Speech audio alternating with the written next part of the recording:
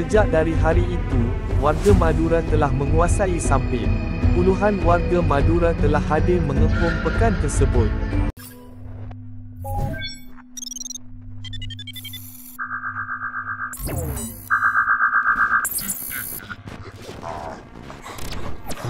Tanggal 18 Februari 2003, tarikh hitam yang tercatat dalam sejarah hidup penduduk Kalimantan. Tarikh itu merupakan detik di mana tercetusnya konflik antara warga migran Madura dan suku peribumi Dayak. Perang ini dinamakan sebagai Tragedi Sampit, merujuk kepada nama sebuah bandar di Kalimantan. Ketika perang tercetus, Sampit iaitu sebuah bandar yang sebelumnya aman dan tenteram telah bertukar menjadi kacau bilau. Ketika itu, tiada lagi istilah selamat di sini. Yang ada hanyalah pemandangan ngeri dan menakutkan. Mayat-mayat tanpa kepala bergelimpangan, rumah dibakar, bekalan elektrik terputus dan suara jeritan kedengaran di setiap penjuru tanpa henti. Bermula di Sampit, konflik kemudian merebak sehingga ke seluruh wilayah Kalimantan termasuk Kalimantan Tengah dan Pelangka Raya. Perang yang tidak menemukan jalan perdamaian menyebabkan konflik tersebut berlangsung sepanjang tahun itu. Akibatnya, ramai yang terkorban di mana lebih daripada 500 kematian dan kira-kira 100,000 orang Madura kehilangan tempat tinggal. Apakah penyebab tercetusnya konflik antara kedua-dua etnik tersebut? Dikisahkan, rusuhan Sampit dikatakan bermula hanya dari perkelahian pelajar SMK di Baamang, di mana warga Dayak dan Madura terlibat dalam pergaduhan itu. Bermula dari pergaduhan itulah yang memicu konflik antara keluarga dan etnik. Pemerhati politik pada ketika itu telah menyalahkan kaum Madura itu sendiri. Ini kerana mereka yang pertama sekali mencetuskan kontroversi dan kemarahan etnik Dayak.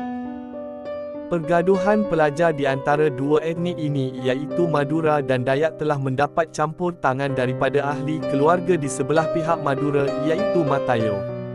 Matayo sangat terkenal di tempat itu dengan sikap samseng dan sering membuat jenayah-jenayah di kawasan itu. Di mana Matayo yang campur tangan di dalam pergaduhan remaja itu telah membelasah pelajar-pelajar Dayak yang terlibat dalam pergaduhan itu. Oleh itu, perkara ini telah menjadi kemarahan kepada penduduk Dayak yang mana merupakan penduduk asal di tempat itu. Untuk pengetahuan, Madura adalah golongan pendatang di tempat itu yang mana telah tiba di kawasan itu hanya pada sekitar tahun 1930-an. Pada 18 Februari sekitar jam 3 petang, sekumpulan pemuda Dayak telah menyerang Matayo dan mengakibatkan Matayo terbunuh. Di mana, perkara ini telah mendapat respon pantas daripada warga Madura. Ini menyebabkan warga Madura nekat untuk membalas dendam di atas kematian Matayo. Dengan lengkap bersenjata, warga Madura segera menemui Ketua Lembaga Musyawarah Masyarakat Dayak iaitu Seruyan Tengah untuk membalas dendam. Di mana, warga Madura meminta agar pembunuh Matayo yang bersembunyi di rumah Seruyan diserahkan kepada mereka. Mereka juga mengancam untuk membakar rumah Seruyan jika tuntutan tersebut tidak dipenuhi. Namun, pembunuh Matayo tetap juga tidak keluar. Disebabkan pembunuh Matayo tidak menyerahkan diri, warga Madura kemudiannya merosakkan pagar, pintu dan tingkap rumah. Ada juga yang mencuba untuk membakar rumah Seruyan tapi tidak berjaya. Pada masa yang sama, polis kemudiannya datang mengawal keadaan. Berang kerana serangan itu tidak berjaya, warga Madura yang datang ke rumah Seruyan itu mengamuk di kawasan berdekatan dan membunuh orang-orang Dayak yang tidak bersalah di sekitar kawasan tersebut. Banyak rumah warga Dayak dibakar. Dikatakan terdapat sebuah keluarga etnik Dayak, Seyan, telah dibakar secara hidup-hidup bersama 7 orang anaknya dan beserta cucunya. Sejak dari hari itu, warga Madura telah menguasai Sampit. Puluhan warga Madura telah hadir mengepung pekan tersebut. Ada juga di antara mereka sengaja berjalan-jalan sambil melayang-layangkan senjata mereka. Terdapat juga segelintir mereka yang menggunakan pelbagai kenderaan untuk berlegar-legar mencari mangsa. Setiap orang Dayak yang ditemui mereka pasti akan dikejar dan dibunuh tanpa belas kasihan. Maka tidak dinafikan, jumlah rumah orang Dayak yang dibakar juga kian bertambah. Di antara pembunuhan kejam oleh warga Madura terhadap orang Dayak ialah membunuh seorang ibu muda yang sedang hamil 7 bulan, perutnya dirobek hingga mati. Perkara ini telah disahkan oleh Bambang Sakti sendiri, iaitu orang kenamaan dari Sungai Samba, dan juga disahkan oleh wartawan tempatan. Orang-orang Madura ini tidak berhenti di situ sahaja, Bumi Sampit terus bermandi darah. Orang-orang Dayak yang ketakutan terus berteriak-teriakan. Mereka mencari tokoh kuat mereka, iaitu Panglima Burung, di mana Panglima Burung merupakan orang harapan mereka. Pada masa itu, ketua-ketua orang Madura yang melakukan pembunuhan itu berteriak mengatakan Sampit akan menjadi Sampang kedua, di mana mereka juga mendirikan spanduk yang berbunyi, "Selamat datang orang Dayak di kota Sampang, Serambi Mekah." Orang-orang Madura juga tidak hanya setakat bersenjatakan parang, tetapi juga pistol dan bom sekali. Ini disahkan apabila polis menemui sejumlah 300 bom yang diambil dari rumah-rumah orang Madura. Pada 20 Februari, pasukan pahlawan Dayak yang datang dari tempat lain telah sampai ke Sampit untuk mendapatkan dan menguasai semula Bumi Sampit. Warga Dayak pedalaman dari beberapa lokasi daerah alingai sungai DAS, Mentaya, seperti Seruyan, Ratu Apulut, Perenggaan, Katingan Hilir dan juga Barito datang ke kota Sampit melalui Sungai Mentaya. Kesemua mereka rata-ratanya masih muda dan berumur tidak melebihi dari 25 tahun. Mereka datang dengan isi, bukannya kosong. Mereka juga dibekalkan dengan ilmu kebal. Anggaran pahlawan Dayak yang datang adalah di sekitar 320 orang. Pasukan itu juga menyusup masuk ke daerah Baamang dan sekitarnya. Meskipun dalam jumlah yang kecil, berbanding jumlah orang-orang Madura yang menguasai Sampit pada ketika itu. Namun, kemampuan bertempur mereka sangat menakjubkan. Mereka membunuh kesemua warga Madura yang berhimpun di pelusuk jalan dan bandar.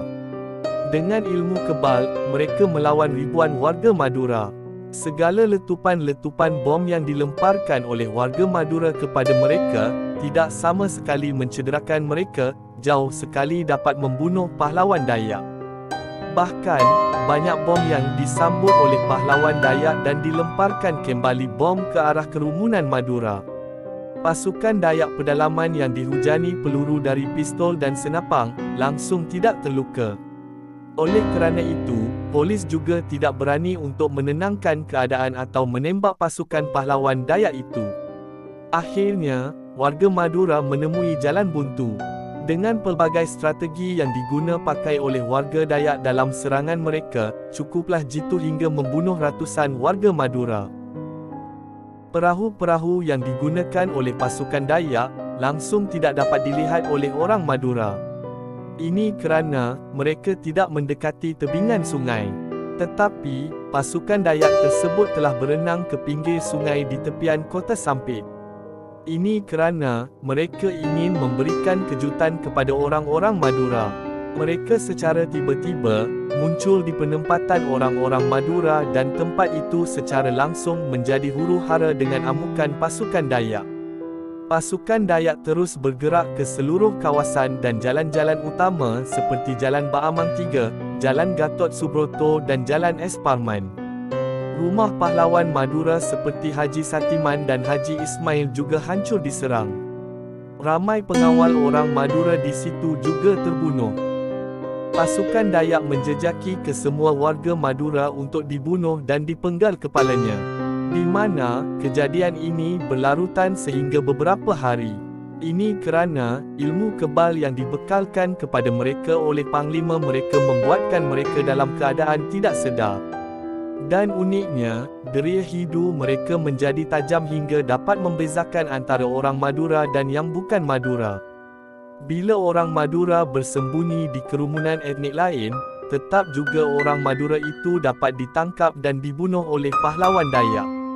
Semasa serangan orang Dayak terhadap orang Madura, tiada seorang pun dari etnik lain yang terbunuh. Rusuhan Sampit berakhir di sekitar bulan Mac 2001. Ratusan mayat orang Madura terapung di sungai dan bergelimpangan di jalan raya tanpa kepala.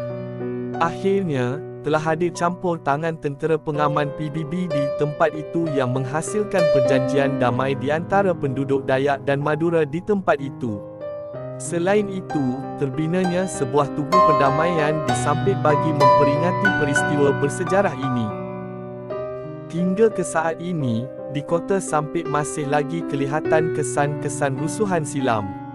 Seperti, bekas rumah dan kedai yang terbakar, dan juga banyak rumah yang tidak berpenghuni. Selain itu juga, terdapat tanah perkuburan yang besar dikatakan penempatan mangsa korban rusuhan Sampit.